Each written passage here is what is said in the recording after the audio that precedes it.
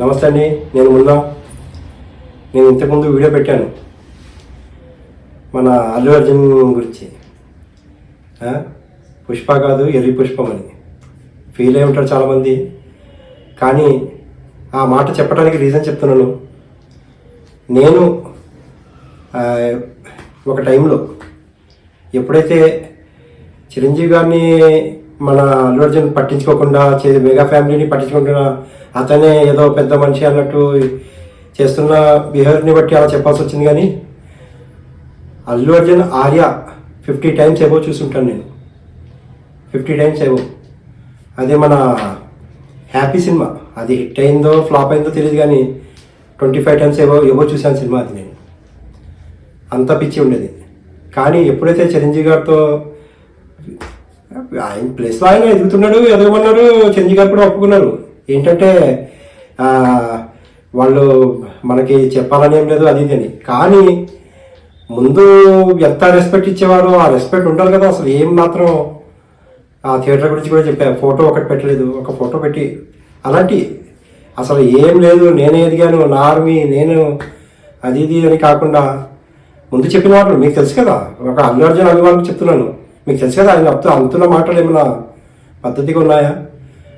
ఆర్మీని చూసి హీరో అయ్యాను నేను, నా ఫ్యాన్స్ని చూసి అభిమానులు చూసి హీరో అయ్యాను.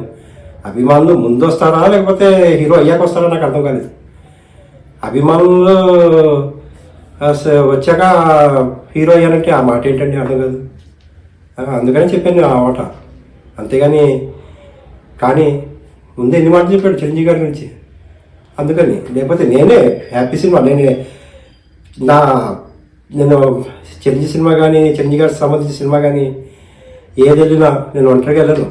ఒక 10 మందినో 8 మందో ఫ్రెండ్ సర్కిల్లో అందరు టికెట్లు నేను తీసుకెళ్ళండి. అలాగే అల్లు అర్జున్ సినిమా కూడా వెళ్ళేవాడిని నేను. పుష్ప చూశాను, ఆ ప్లేస్ బాగానే ఉంది. కానీ ఆ సినిమా ఒక టైం చూసా, 1 time వాచ్. కానీ నేను అంత బాగున్న యాక్టింగ్ చేసిన సినిమాని ఒక 50 సార్లు అయినా చూసేసేవాడిని. చెప్తున్నాను నేను. ఇప్పుడు 2,000 కోట్లు చేయడానికి ఎన్నో ట్రిక్కులు చేస్తున్నారు. కానీ మన చిరంజీవి అభిమానులతో పెట్టుకోకుండా ఉంటే ఆ 2,000 కోట్లు దాటేసిపోయి ఉండేది ఆ సినిమా. అంతే కదా. ఎందుకంటే మనకి అతనితో ఏం లేదు, అతను చేస్తున్న బిహేవియర్ని బట్టి మనం చేయాలి. ఎందుకంటే మాట్లాడే పద్ధతులు అవి అర్థం చేసుకోండి. మీకు కూడా డీప్గా ఆలోచిస్తే మీకు కూడా అర్థమవుతుంది అది. అంతేగాని ఏదో చెప్పేశానని ఏదేదో కామెంట్ పెడితే అలా తప్పుగా అర్థం చేసుకోకండి. కానీ నేను కూడా ఒక టైంలో వీరాభిమాని. చిరంజీవి ఫ్యామిలీ నుంచి వచ్చిన ప్రతి ఒక్కరిని గౌరవించేవాళ్ళం. ఎందుకంటే చిరంజీవి గారంటే మాకు అంత పిచ్చి, పవన్ కళ్యాణ్ గారంటే మాకు అంత పిచ్చి. ఆ ఫ్యామిలీ నుంచి వచ్చిన ఆటోమేటిక్గా సపోర్టు అది ఇది మన హ్యాపీలో ఏం చేశాడు బాబు సినిమా లేపటానికి ట్రై చేస్తాం మేము. ఎందుకంటే అలాగా అంత ఇది చేసేవాళ్ళం మనం. చెప్పానంటే అదొకటి అర్థం చేసుకోండి. అంతేగాని కానీ ఇప్పుడు కూడా బిహేవియర్ మార్చుకొని ఒక అందరితో కలిసిమెలిసి ఉండాలి.